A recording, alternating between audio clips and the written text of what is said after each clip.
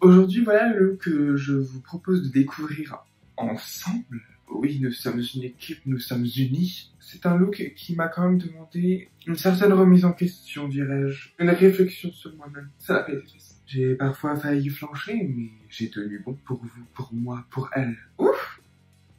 Quel manque de décence. Avant de commencer la vidéo, je vous propose tout de suite de vous abonner, de partager, de commenter et de vivre cette expérience avec moi.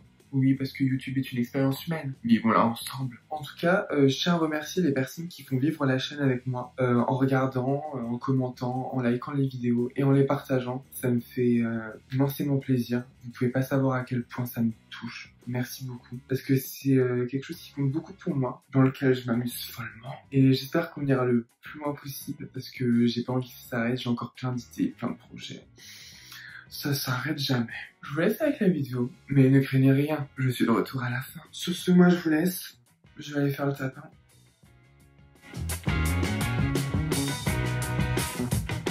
Donc, pour réaliser le maquillage d'aujourd'hui, on va utiliser la palette Lolita por Vida. Alors, veuillez m'excuser pour mon accent espagnol. Autant on est tous d'accord pour dire que j'ai un accent américain des plus aboutis. On est d'accord. Autant l'accent espagnol, c'est pas ça. Donc, désolé. Donc, cette palette, c'est la palette donc Lolita por Vida de chez Kat Von D Beauty. Et alors, elle est superbe, magnifique. Et encore, à l'écran, vous pouvez pas vous rendre compte de tous les finis qu'il y a à l'intérieur de cette palette. En fait, avec cette palette, vous avez un choix de combinaison qui est assez impressionnant. Vous pouvez faire des maquillages de malade. À la fois des maquillages très simples et très légers pour tous les jours. Et à la fois, vous pouvez vous éclater parce que, ne serait-ce que les trois fards que vous avez ici, là, je suis sous le choc. C'est éblouissant. Mais vraiment, et je sais que j'ai tendance à quelque peu exagérer de temps en temps. Mais là, je me suis mis sous calmant pour m'en remettre. Et là, c'est pareil, vous avez des fards irisés. Celui-ci, c'est un orange duochrome avec des reflets verts et dorés. Que demande le peuple? Mais donc, c'est pas forcément le type de palette vers lequel je vais me diriger en premier. Mais je l'avais vu dans les stories de Fanny Morer. C'est une maquilleuse française. Si vous pouvez aller suivre sur Instagram, elle fait de très jolis make-up.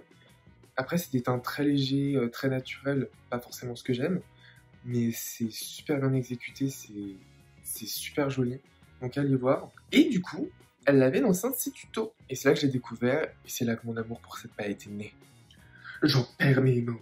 Donc on va essayer de s'éclater avec cette palette, parce que je pense qu'il y a moyen vraiment de faire des super belles choses. Mais du coup, ce qui est perturbant, c'est qu'en fait, avec tous les finis que vous avez et les teintes que vous avez dans la palette, moi personnellement, je suis un peu perdu parce que je ne sais pas par où commencer, je ne sais pas quoi utiliser. Parce que vraiment, si vous aimez les couleurs de la palette et que vous aimez mixer des maquillages un peu plus élaborés et un peu plus naturels, foncez sur cette palette parce que je pense que c'est vraiment un indispensable. À savoir qu'il y avait déjà une palette Lolita qui était sortie chez Kat Von D, mais alors par contre, rien à voir. Hein. Franchement, celle-ci, elle est là, au-dessus, il y a les étoiles. Donc on va démarrer et je ne sais pas quel fard utiliser. Ouais voilà, je suis vraiment dans la merde, punaise, je suis paumé. Ce que je vais faire, c'est que je vais essayer d'utiliser un maximum de fards pour que vous puissiez voir vraiment tous les finis qu'il y a à l'intérieur de la palette et entre guillemets les possibilités que vous avez pour vous maquiller. Je vais essayer de faire quelque chose d'assez simple parce que du coup, vu que je sais pas trop où aller, j'ai pas envie non plus de me lancer dans un truc de malade et au final être complètement désemparé. Pour commencer, on va venir prendre la teinte juste ici. C'est la teinte Carino. J'ose espérer que c'est comme ça que ça se prononce. Ne m'en veuillez pas, s'il vous plaît. On va venir le déposer au niveau de la paupière tombante. Alors on va y aller mollo parce que ça m'a l'air vraiment pigmenté. Hein. En fait, c'est de la merde. Après avoir acheté une quantité folle de palettes arc-en-ciel, en fait, j'ai envie de me diversifier, d'aller vers des palettes qui sont pas forcément destinées. Alors là, on redescend légèrement, mais légèrement vers l'intérieur de la paupière. Voilà. Bah franchement, la pigmentation, elle va bien. Et c'est le fard juste ici. Il me paraît plus bordeaux dans le pan. Qui serait-ce de la publicité mensongère? M'a-t-on dupé? Ouh, ça me fait un gros sourcil, on dirait Cara Delevingne. On a vu que...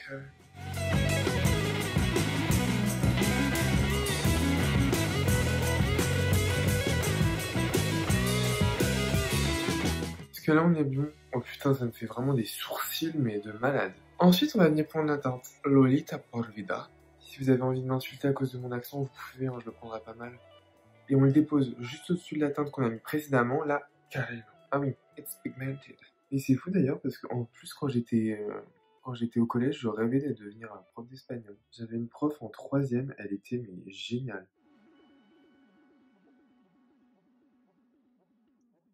Les phares se baignent bien ensemble. Là, c'est pareil, je suis un peu dégoûté parce que je trouve que c'est plus brun que Bordeaux. Je vais me faire rembourser.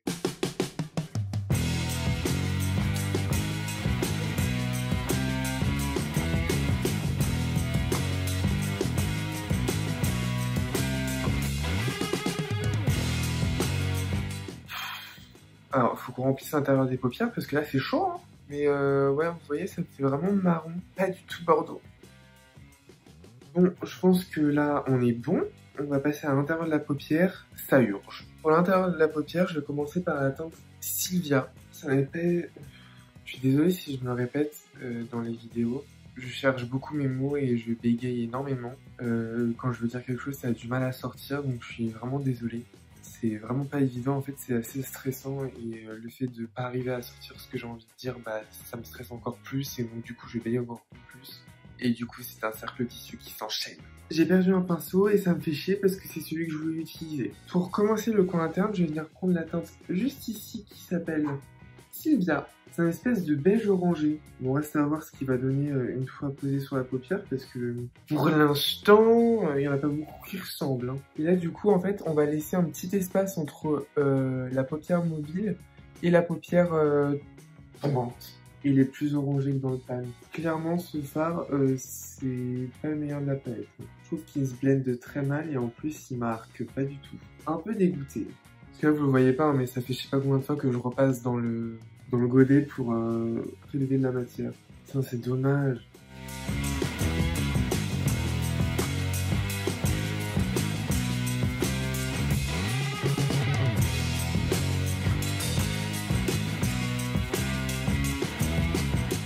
Ouais, bah la Sylvia, franchement, c'est pas ça. Hein.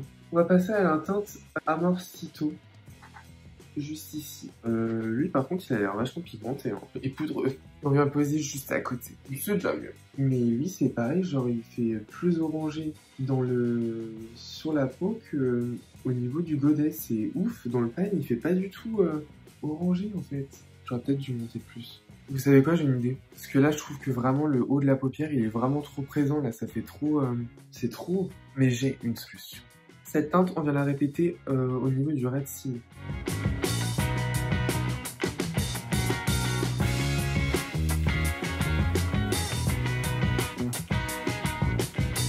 Par contre, je suis plutôt content parce que c'est pas évident, mais je crois que je commence à trouver mon style. Je parle en termes de maquillage et même en termes de tout ce qui se rapproche du drag en fait. Je commence à trouver mon style et à savoir exactement ce que je veux. Donc ça, c'est chouette. Hein. Peut-être que vous vous en foutez, mais moi, ça m'intéresse quand même. Et c'est un soulagement parce que je vous avoue que j'étais quelque peu paumée, hein, mais vraiment. Alors après, je pense que de toute façon, son style... il s'affine toujours au fil du temps et que c'est en évolution. Mais disons que je sais où je veux aller en termes d'esthétique. Et ça, pour le coup, je suis vraiment content. Après, j'aime bien varier les influences et les esthétiques. Donc, on va dire que j'ai trouvé mon style et mon identité, mais que j'aimerais modifier et transformer en fonction des thèmes, en fonction des contextes, en fonction des idées, mais qui est toujours un espèce de fil conducteur. Je ne sais pas si c'est compréhensible pour vous, parce que même pour moi, c'est le bazar. Ouh, là c'est très automnal. Hein. Alors je pense que j'aurais dû faire l'inverse, j'aurais dû faire plus clair au niveau de la paupière tombante, et plus foncé au niveau de la paupière mobile, parce que là je trouve que ça fait quand même vachement bizarre, non? Franchement, vous savez quoi, on teste, et puis bah, flûte. Hein.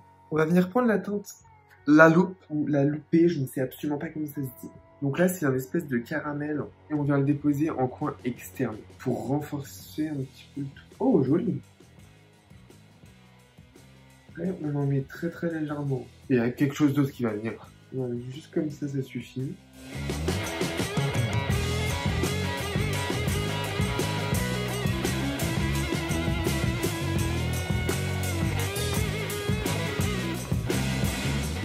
Et du coup, là, on va venir prendre la teinte Attention, Dolces Sueños. Honnêtement, j'aurais adoré vous faire les traductions, mais je suis incapable de le faire. Oh la vache, il est crémeux. Et donc là, on va venir le déposer en fait au niveau du coin externe et on remonte légèrement au niveau de la frontière avec la paupière tombante. Il est magnifique. Je ne sais pas si vous verrez bien, mais ça dépose. Je vais essayer de le faire plus près. Oh oui, vas-y. Oh, il est vraiment trop beau. Voilà, on remonte légèrement pour donner un côté irisé. Mais vous trouvez pas ça juste trop beau? Moi, il me transporte. On va remonter un petit peu, tiens. Mais vraiment très léger. Hein. On y va tout en douceur.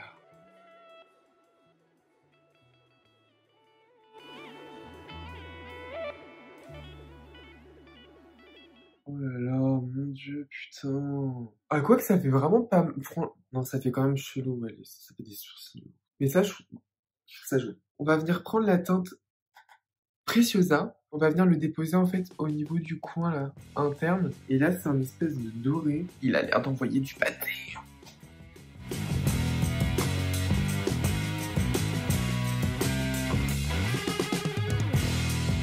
On le bascule aussi en coin interne, mais en dessous.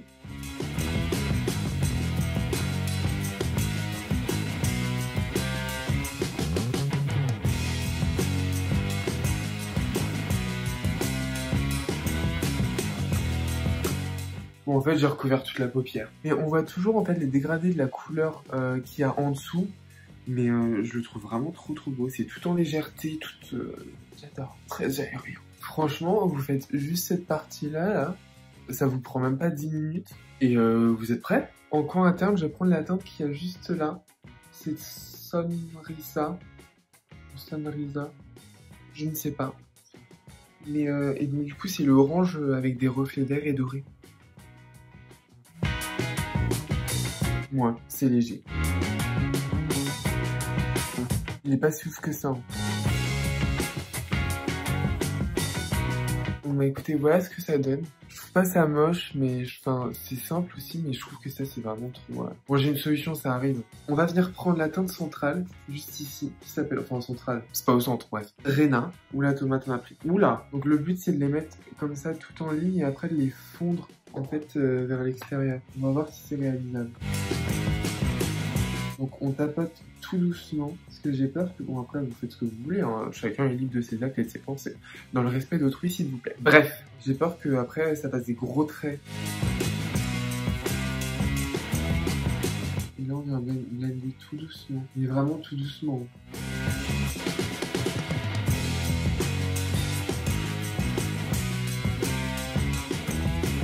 Bon, je sais pas ce que vous en pensez, mais ça fait quand même une grosse barre. Hein. Je suis pas fan du tout, mais pas du tout. Cette partie j'adore, mais alors là c'est dégueulasse. Je sais pas pourquoi j'ai fait ça.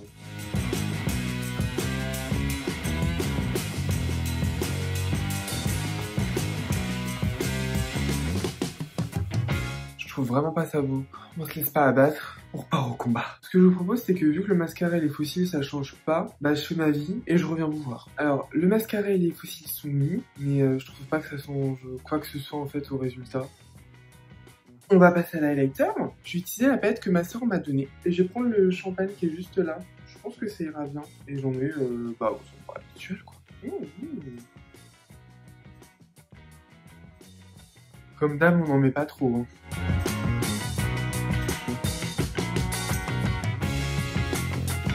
Ça me chatouille les fossiles.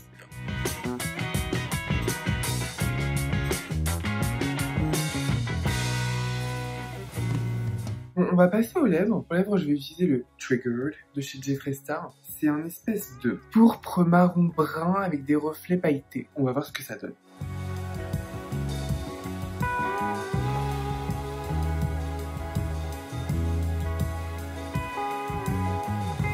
Alors, on va venir remplir, à savoir que là, il a des reflets un petit peu aubergine, et quand on remplit, pas du tout. C'est ouf le nombre de produits qu'on achète et qui n'ont pas du tout la même couleur quand on les appose. Ah si.